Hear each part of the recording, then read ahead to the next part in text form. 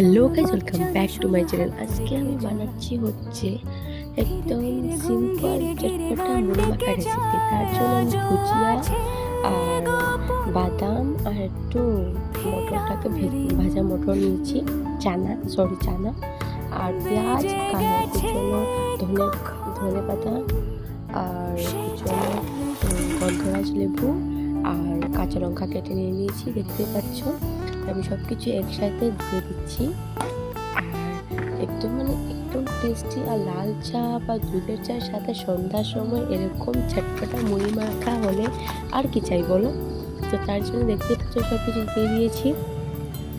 তো আচারও দিয়েছি আমি 1 চামচ, একটু চটপটা ফ্লেভারের জন্য আর টক টক ঝালের জন্য তো অল্পটুকু দিতেই হবে না।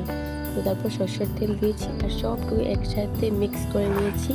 আর খেতে এত ভালো হয়েছে, তুমি অবশ্যই ঘরে ট্রাই করবেন আপনারা সবাই। আর এরকমই সিম্পল রেসিপি, টেস্টি রেসিপির জন্য প্লিজ সাবস্ক্রাইব করবেন আমার চ্যানেলটাকে। আর রেসিপিটা কেমন লেগেছে বলবেন কমেন্টে। তো আমার সাথে এরকমই থাকবেন। Thank you.